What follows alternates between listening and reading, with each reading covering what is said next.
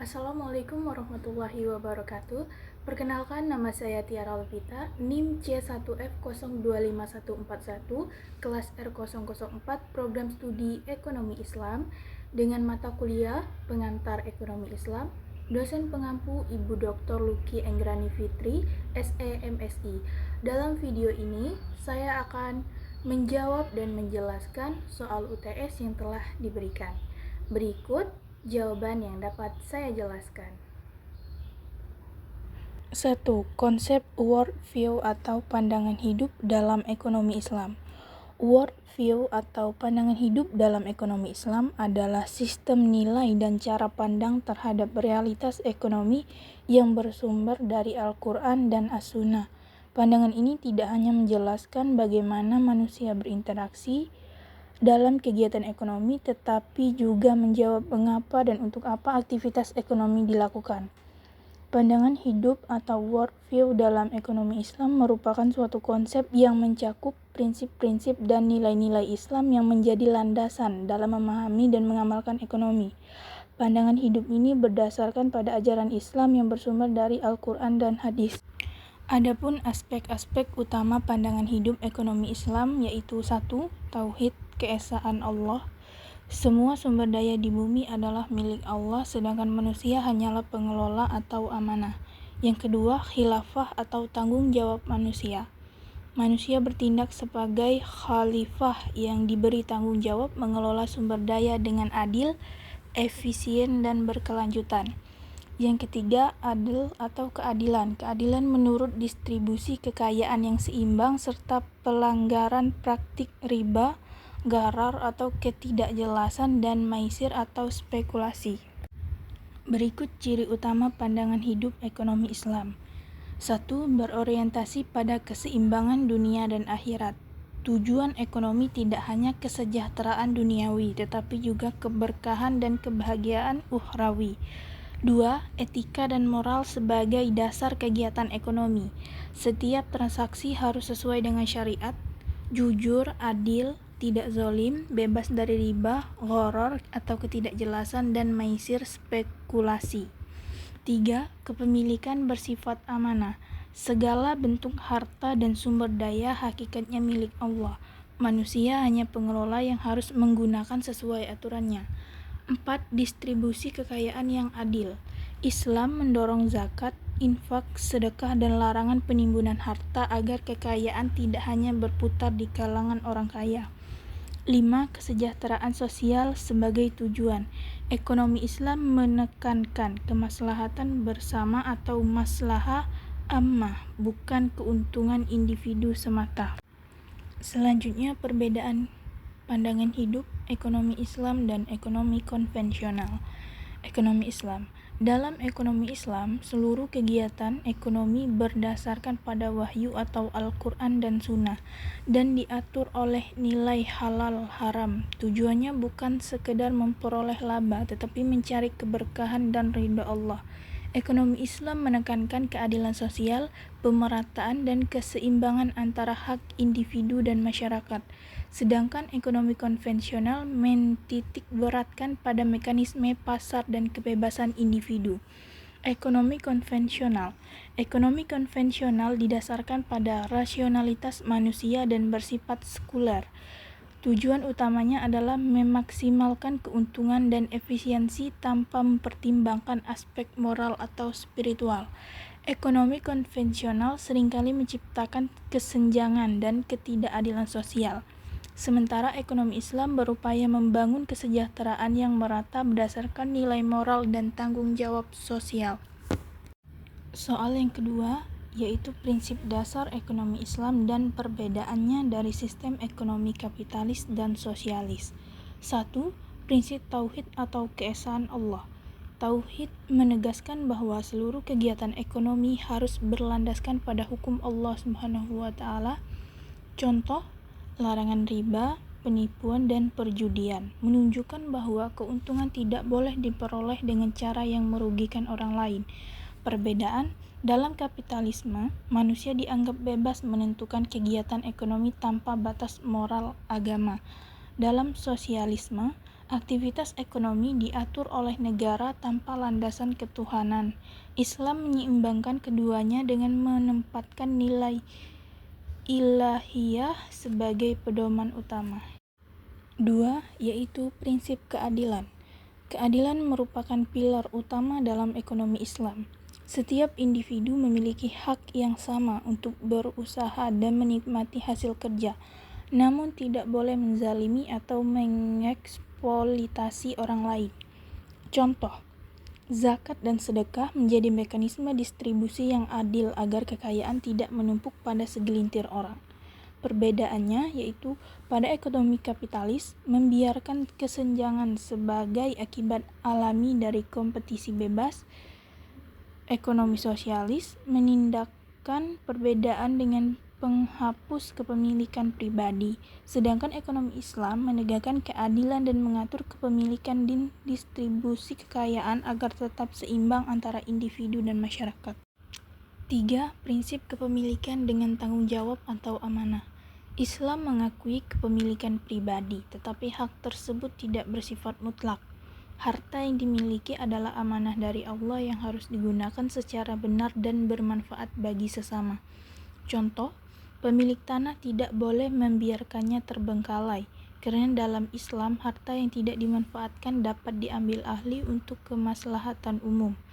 Perbedaan dalam kapitalisme, kepemilikan pribadi bersifat absolut. Dalam sosialisme, kepemilikan pribadi dibatasi bahkan dihapuskan. Dalam Islam, kepemilikan diakui tetapi disertai tanggung jawab sosial dan moral. Yang keempat, prinsip keseimbangan atau tawazun. Ekonomi Islam menekankan keseimbangan antara kepentingan individu dan masyarakat, antara kebutuhan duniawi dan ukhrawi, serta antara produksi dan distribusi. Contoh, Islam memperbolehkan mencari keuntungan melalui perdagangan, tetapi melarang praktik yang merugikan seperti penimbunan barang atau ihtikar atau manipulasi harga. Perbedaan, kapitalisme terlalu menonjolkan kebebasan individu tanpa memperhatikan kesejahteraan sosial. Sosialisme menekankan kepentingan kolektif hingga mengekang kebebasan individu. Islam menjaga keseimbangan keduanya dengan prinsip tanggung jawab dan moral. 5. Prinsip kemaslahatan atau maslahah. Seluruh kebijakan dan aktivitas ekonomi dalam Islam harus mengarah pada tercapainya kemaslahatan umum, bukan sekedar keuntungan pribadi. Segala bentuk aktivitas yang menimbulkan kerusakan atau mafsadah harus dihindari. Contoh, larangan terhadap industri yang merusak lingkungan, eksploitasi tenaga kerja, dan perdagangan barang haram menunjukkan bahwa ekonomi Islam berpihak pada kebaikan bersama. Perbedaan, dalam kapitalisme ukuran keberhasilan ekonomi adalah keuntungan dan efisiensi. Dalam sosialisme ukuran keberhasilan adalah pemerataan ekonomi. Dalam ekonomi Islam, ukuran keberhasilan adalah kesejahteraan yang adil, beretika, dan membawa manfaat bagi manusia. Soal yang ketiga, yaitu sejarah lahirnya ekonomi Islam dan perkembangannya dari masa Rasulullah hingga era modern. Masa Rasulullah SAW 610-632 Masehi. Pada masa Rasulullah, dasar-dasar ekonomi Islam ditegakkan secara praktis dalam masyarakat Madinah. Nabi menata sistem ekonomi Islam berlandaskan tauhid dan keadilan, serta menolak praktik ekonomi yang zalim seperti riba, penimbunan, dan kecurangan. Beliau juga mendirikan pasar Madinah, sebuah pasar bebas riba dan monopoli yang menjadi contoh ideal ekonomi Islam. Selain itu, sistem zakat, infak, dan sedekah dijalankan untuk pemerataan kekayaan. Negara berperan aktif dalam menjaga kesejahteraan rakyat, tetapi tetap memberikan kebebasan individu untuk berusaha secara halal. Masa Khulafaur Rasyidin 632-661 Masehi. Setelah Rasulullah wafat, para khalifah melanjutkan dan memperkuat sistem ekonomi Islam. Abu Bakar As-Siddiq menegakkan kewajiban zakat dan memerangi pihak yang menolak membayarnya. Umar bin Khattab mengembangkan kebijakan ekonomi negara seperti Baitul Mal atau perbendaharaan negara, pengaturan tanah, pajak, dan gaji pegawai negeri. Utsman bin Affan menumbuhkan sektor perdagangan dan memperkuat ekonomi masyarakat melalui kerjasama bisnis yang jujur. Selanjutnya, masa kekhalifahan Islam 661 sampai 1258 Masehi. Pada masa dinasti Umayyah dan Abbasiyah, ekonomi Islam mencapai masa keemasan. Pemerintah membangun sistem administrasi ekonomi yang teratur, mencakup pajak, pertanian, perdagangan, dan keuangan publik. Pada masa ini, dunia Islam juga menjadi pusat perdagangan internasional yang menghubungkan Eropa, Afrika, dan Asia. Masa kemunduran setelah abad ke-13 Masehi. Setelah runtuhnya Baghdad pada tahun 1258 Masehi, kekuatan politik Islam melemah. Akibatnya, sistem ekonomi Islam ikut meredup dan banyak wilayah Muslim mulai mengadopsi sistem ekonomi Barat. Nilai-nilai Islam dalam ekonomi masih dipraktikkan secara individu, tetapi tidak lagi menjadi sistem ekonomi negara. Kolonialisme dan modernisasi Barat semakin memperlemah penerapan ekonomi Islam dan kebijakan publik. Selanjutnya, masa kebangkitan ekonomi Islam abad ke-20 hingga sekarang. Kebangkitan ekonomi Islam dimulai pada pertengahan abad ke-20, terutama setelah negara-negara Muslim meraih kemerdekaan. Para cendekiawan mulai mengkaji kembali sistem ekonomi Islam untuk menjawab krisis moral dan ketimpangan sosial yang ditimbulkan oleh kapitalisme dan sosialisme. Lahir berbagai lembaga keuangan berbasis syariah seperti Bank Islam Midgham di Mesir tahun 1963 menjadi pelopor bank tanpa bunga. Islamic Development Bank atau IDB pada tahun 1975 memperkuat kerjasama ekonomi antar negara Muslim. Perkembangan bank syariah, asuransi atau takaful, pasar modal syariah, dan wakaf produktif di berbagai negara Muslim termasuk Indonesia. Kini, ekonomi Islam berkembang pesat di dunia akademik dan praktik bisnis. Banyak universitas membuka program studi ekonomi Islam dan lembaga keuangan syariah telah menjadi bagian penting dari sistem ekonomi global. Soal yang keempat, perbandingan kebijakan ekonomi Khalifah Umar bin Khattab dan Khalifah Abu Bakar As-Siddiq. Masa Khalifah Abu Bakar As-Siddiq 632 sampai 634 Masehi. Abu Bakar memfokuskan kebijakan ekonomi pada pemulihan stabilitas negara pasca wafatnya Rasulullah SAW. Ia menegakkan kewajiban zakat secara tegas dan memerangi kelompok yang menolak membayarnya atau perang Riddah. Langkah ini menegakkan keadilan sosial karena zakat merupakan hak bagi fakir miskin dan menjadi sumber utama kesejahteraan masyarakat. Fokus kebijakannya menjaga ketaatan terhadap syariat, memastikan distribusi zakat, dan menjaga kesetaraan sosial. Cerminan prinsip Islam menegakkan keadilan dengan memastikan hak orang miskin dan menjaga solidaritas umat. Selanjutnya, masa Khalifah Umar bin Khattab 634 sampai 644 Masehi. Umar memperluas kebijakan ekonomi menjadi lebih sistematis dan terstruktur. Ia membentuk Baitul Mal atau perbendaharaan negara, menetapkan gaji bagi pegawai dan tentara, mengatur pajak tanah dan jizyah, serta memperkenalkan sistem administrasi keuangan negara. Umar juga menolak pembagian tanah rampasan perang kepada individu agar tidak terjadi ketimpangan dan memilih menjadikannya milik negara untuk kemaslahatan rakyat. Fokus kebijakan membangun ekonomi negara, kesejahteraan publik, dan keadilan distribusi kekayaan. Cerminan prinsip Islam mengutamakan kemaslahatan umum, menegakkan keadilan ekonomi, dan mencegah penumpukan harta bagi segelintir orang. Perbandingan dan makna keadilan. Abu Bakar menegakkan keadilan dengan menjaga kemurnian syariat dan memastikan zakat berjalan sesuai instrumen distribusi kekayaan. Umar menegakkan keadilan dengan memperluas sistem ekonomi agar lebih berorganisasi, transparan, dan berpihak pada kesejahteraan rakyat.